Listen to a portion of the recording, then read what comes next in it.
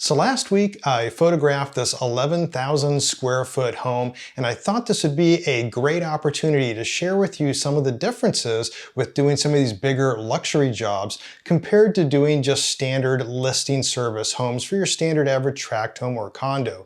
There are some differences. A lot of stuff does stay the same. So what I want to do is I want to cover some of the shooting, some of the lighting, the editing, all that went into at least a couple of the more difficult photos for this. But I also want to cover things like, how much does somebody charge for something like this? What did I charge for this? What would you do as a time estimate to be on site to prepare for this for scheduling? And also, how do you get gigs like this for luxury listings?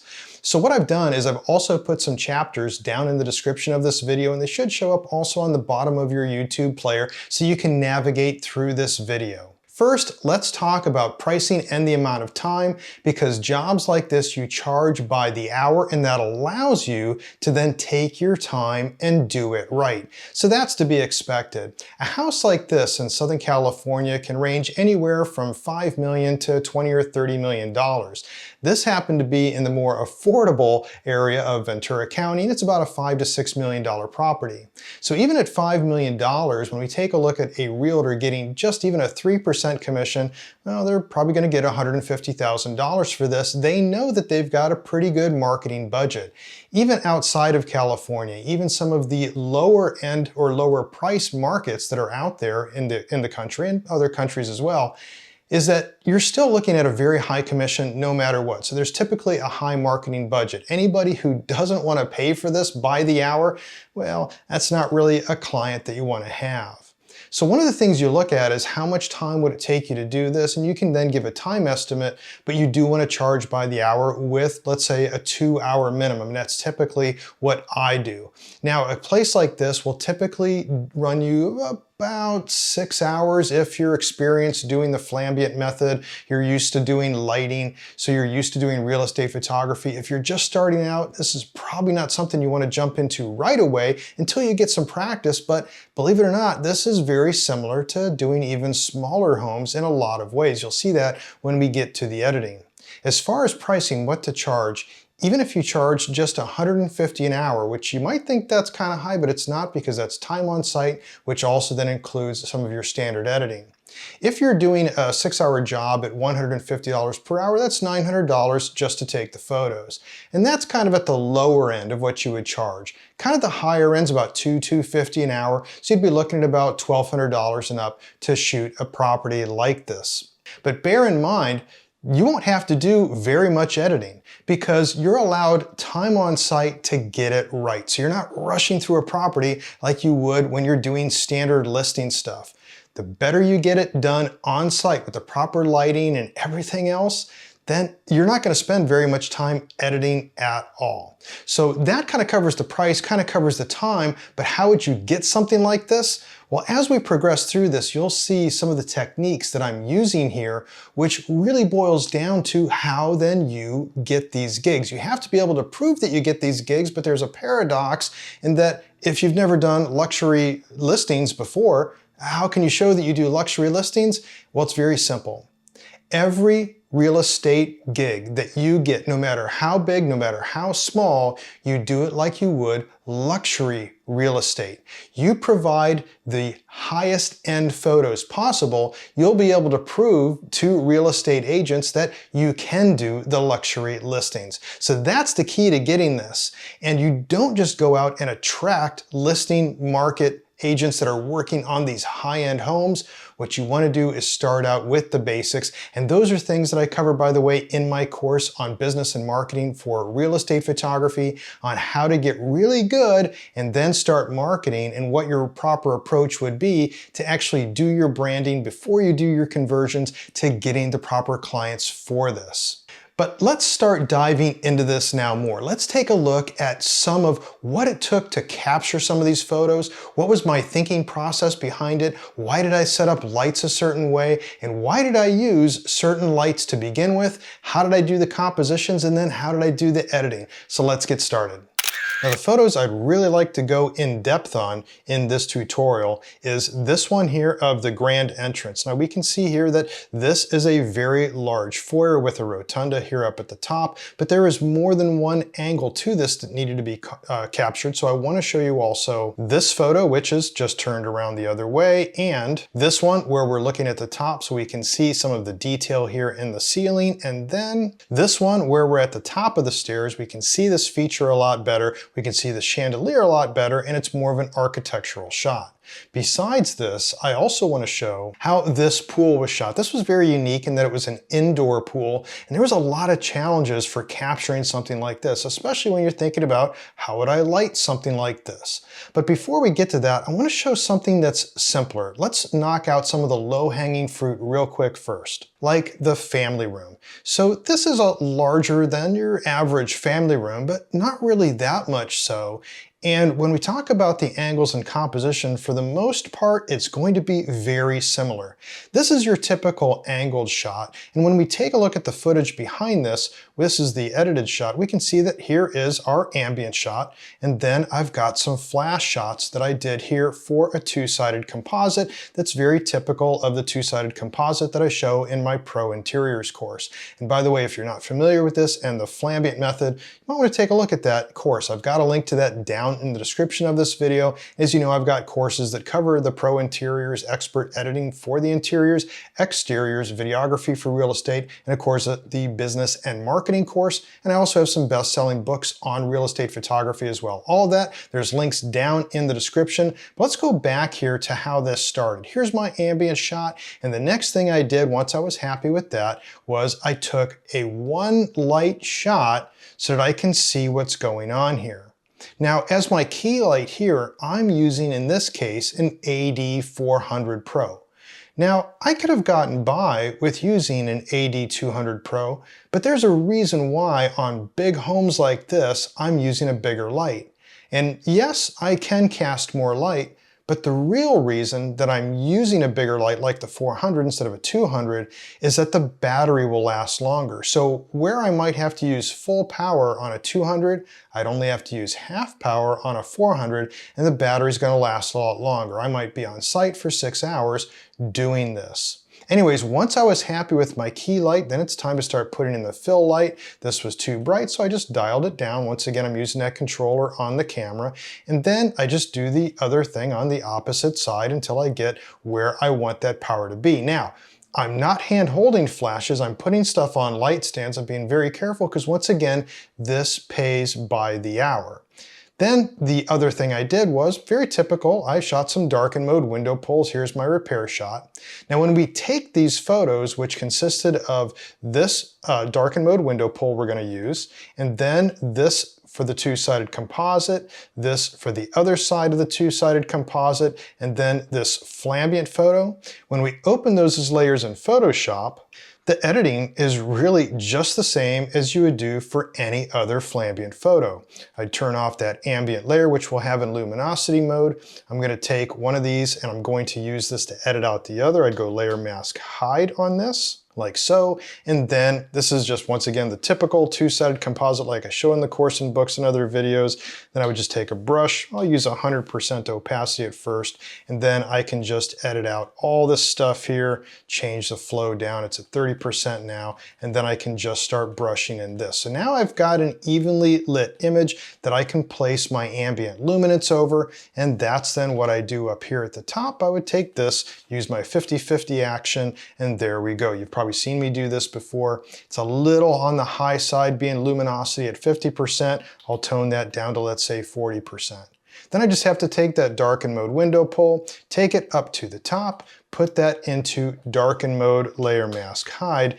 Then I can zoom in here and just draw a polygon way outside of the windows. Once again, I can get as sloppy as I need to because this is a darken mode window pull. I don't have to cut in anything. Do Alt Delete on it, and there we go. Now I'm sorry if that went a little fast. Once again, there's other videos. I cover this in the books, cover this in the courses, pretty simple stuff. So anyways, there's a little bit of cleanup that I'd have to do here, very typical of a darken mode window pull. But we've got something that's a good start. A few other things I might do here is I might desaturate the ceiling a little bit, take out some of this extra orange color that's on there, and I'll just be drawing a polygon around this just real roughly. And then I've got an action that does that, and you can see all that is. It's a hue saturation layer over here that had some of the saturation reduced. So a few things like that I would do, and I might even black out the TV a little bit.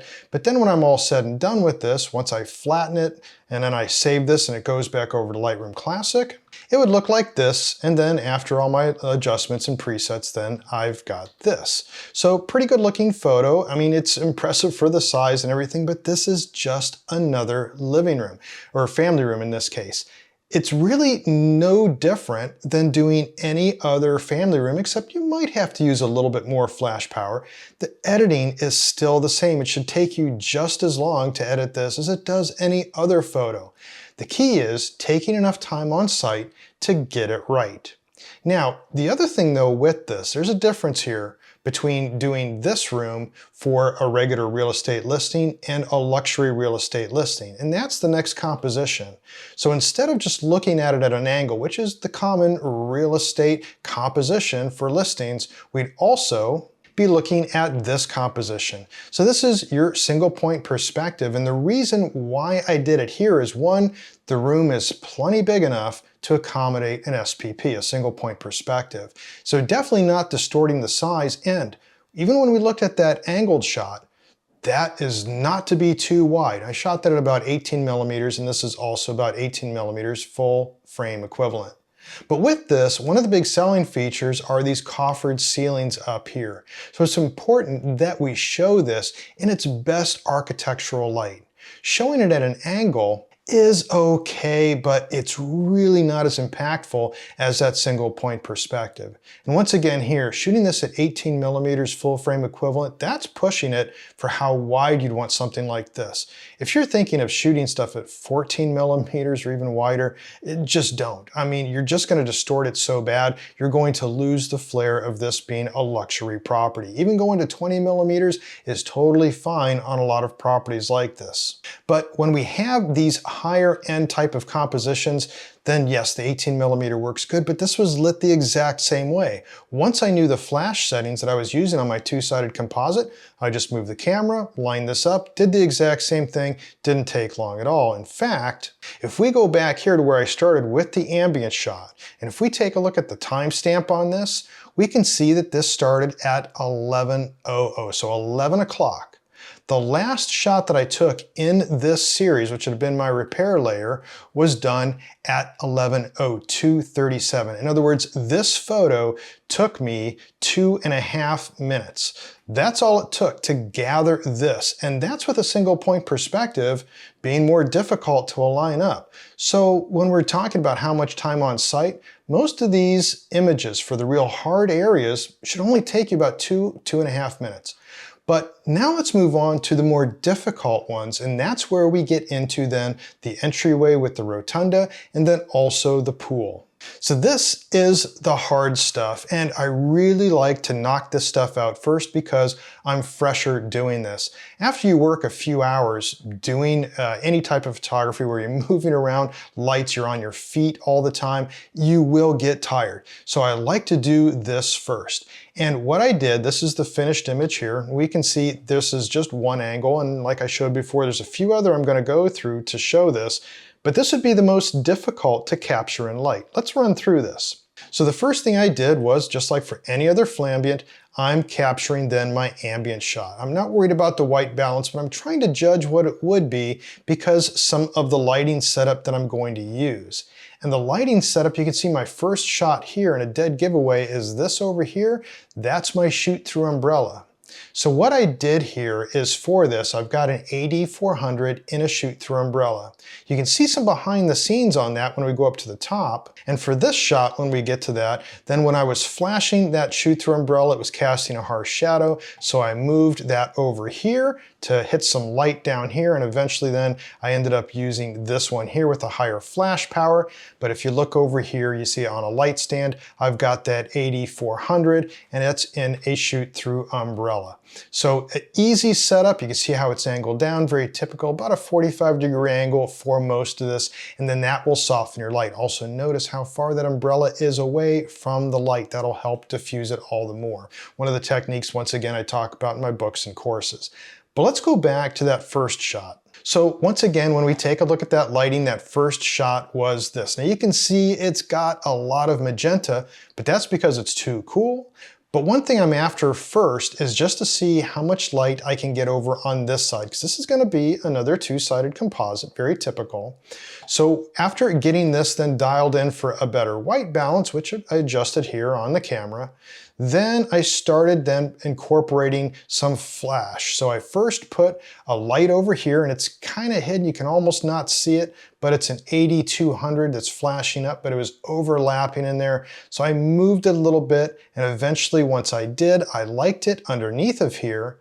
And as this shoot-through umbrella and that 8200 were lighting this side of everything, I decided to just run upstairs with a speed light, just to add a little extra flash of pop over here, just so I can get some color, which once again is one of the keys to doing flambient.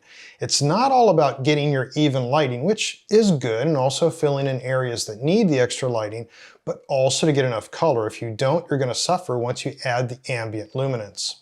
So after doing that, it's very simple. I just did the other side. I moved everything over. You can see my shoot-through umbrella is over here. You can see I'm at the other top of the stairs, and I had also moved this light over there. Now, this is why you're getting paid by the hour to do this. Yes, there's a lot of moving around. There was a lot of moving light stands. This takes a while, but you'd be surprised how quick this went. I'll show you that in a second. But after I got these and I was happy with them, then I did two darken mode window pulls. I'm just taking my AD200 and holding it up here and flashing for these windows, and you can see me doing that down here where I'm holding my AD200 and I'm flashing directly at those windows to get that darken mode window pull. Once I open those into Photoshop as layers, and I finished the rest of the editing, that's what we have here. So stepping through that real quick, here is me flashing one side. You can see there's the stand, there's me, there's my umbrella. And then here's the other side, which was used to edit that other side out. So now I've got a good flash base. I did a typical 50-50 flambient with the luminosity here, and then I did a selective flambient where I add a little bit more luminance here. And some of that was to get rid of some of the shadows up here, and also just other areas that need it. The trick to using flambient successfully is to not use it through the entire space, but use it to where it starts looking natural and then add it to where you feel it needs to have some extra luminance or less luminance. So this gives you full control of how much light. Then you have, of course, then you're working off a solid color base to add that luminance onto it using this flambient technique. But even with that, because I'm using a shoot-through umbrella, which is shooting straight forward, and I'm bouncing flash, I've got a mix of color balance. So what I did was I took a color correction layer, just a hue saturation layer, and I took out some of the blues and I painted that in on the staircases. So that got rid of that.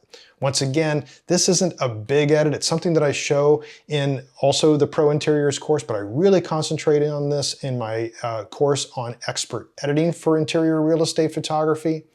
After that's done, then it's just a matter of adding the window pull up here at the top, adding this window pull in over there. I also did a couple things. I just desaturated the ceiling a little bit up here, thought that'd be nice. And then if we look really close down here, there was a super friendly cat that was just hanging out the whole time. So I stamped all the layers and then just removed the cat out of there.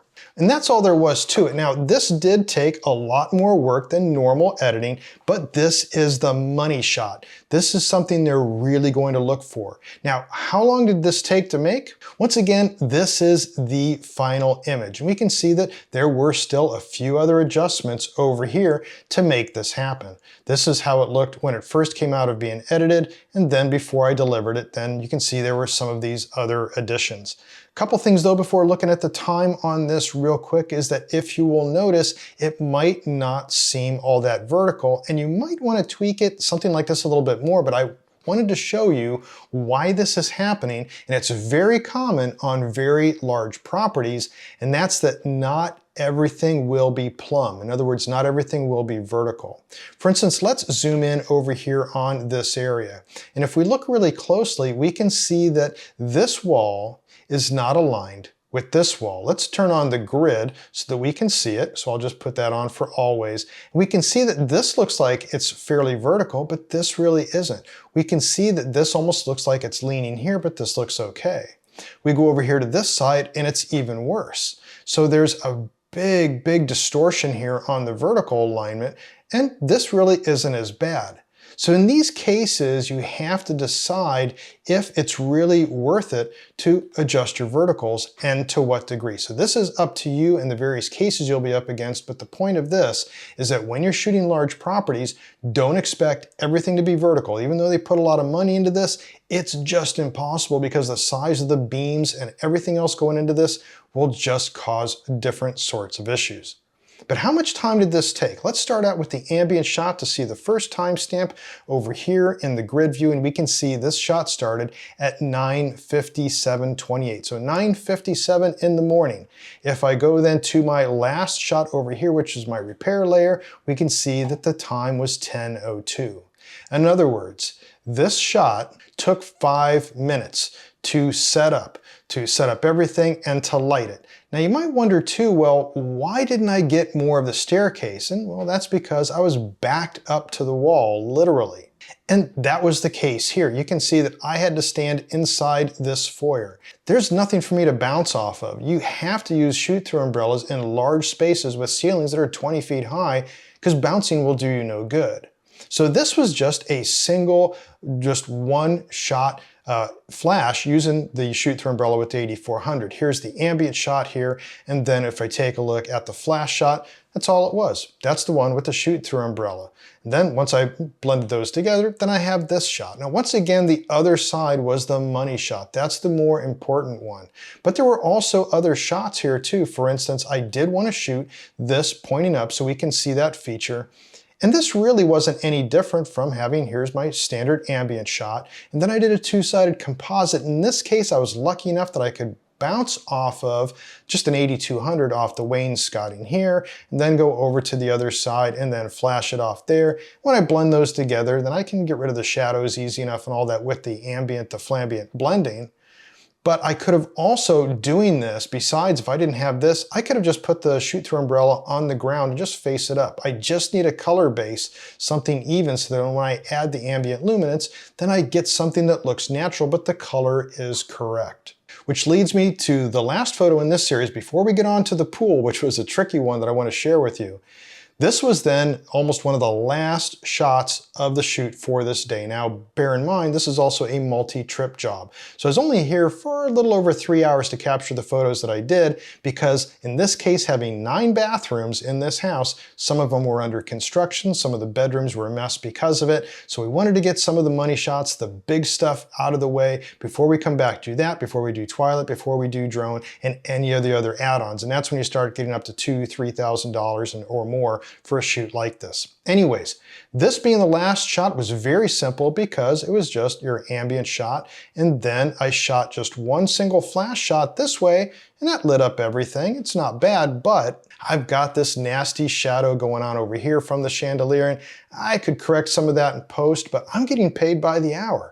So I took my flash over here, that 8400, and just angled it down here so that I can light that up and just get rid of that shadow so that when I edit it, then I've got something that is cleaner. And this had then also just your typical darken mode window pull. But now let's move on to that pool. So this one may surprise you. When I first walked into this, I'm like, okay, well, this is Southern California. We've got an indoor pool. This is kind of strange. It's neat. So definitely wanted to put some time into it. But when I first shot it, like, let's take a look at this first ambient shot.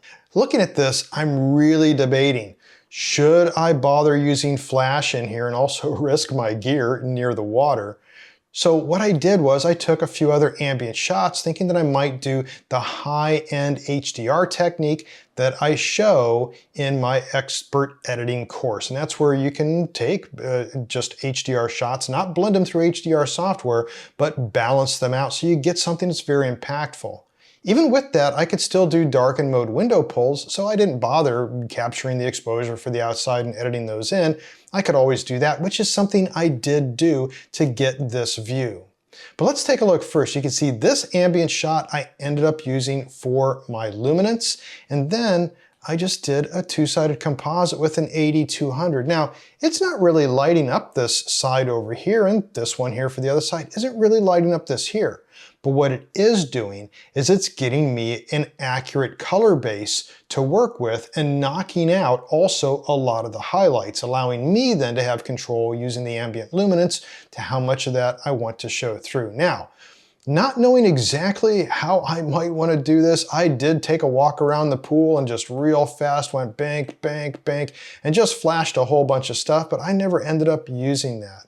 Instead, once I was done walking around all around this pool, then I just took some darken mode window pull shots. So I'm just flashing like crazy at the windows with the proper exposure, exposing for the outside so that I can use these. So when I open these as layers in Photoshop, this is what I got. So I started out very typical flambient where I'm flashing one side, I flash the other side, I've got my color base. Once again, that's just me editing out the other side.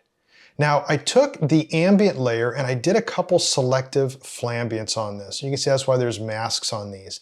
And that was to get me then what I wanted to have as a natural amount of luminance that would be over top of these flash shots. And I was pretty happy with that.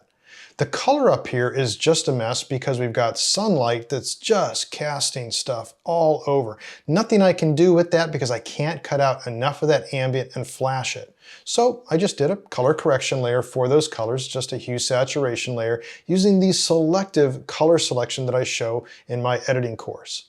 Then I started adding then just a couple darken mode window pulls. That's it. This was just like your typical flambient shot. Nothing was different except for one thing, and that's that this other layer was stamped to get rid of this little hose. So there was a hose that was in the pool, and this is something I like to edit out, so I just used the remove tool to get rid of that hose. So I'll zoom back out here, but you can see this is totally fine. Could I have gotten these a little darker out here? I think I could have. I could have done a better job here of darkening that. But quite honestly, we're not really interested in what's outside here so much because quite honestly too, that's just a boring hillside. It's during the summer here in Southern California, and so everything's brown. So I'm not too worried about that as I am getting some blue sky. There's also a sitting deck up here and the furniture could have been rearranged maybe a little better. But once I got this, I saved this as a Photoshop file because of all the work that went into it, but went right back into Lightroom Classic as this. After all my edits then, I had this. And you can see that I applied a typical bump to it. It's typical preset to get things started, but that's not where things end. There's a lot of other adjustments that went in to take care of the highlights, the blacks, and then doing all of the different perspective that I want. Even after then, I'm still adjusting and tweaking a few things until I get something that I really like, and then I deliver that to the customer. But remember, if you want to get gigs like this, yes, they do pay higher, they are more work, but you can make a lot more money with just staying at one property. It's much easier than going around and jumping around to multiple houses trying to shoot multiple homes a day. But you'll only be able to get jobs like this if you can show that you can do that, and all that you need to do to show that is whatever you're shooting now, whether it's a mobile home, condo, house, whatever. Do it right. Do it so that you can prove that you can do high-end real estate photography, and clients that are looking for high-end real estate photography will seek you out.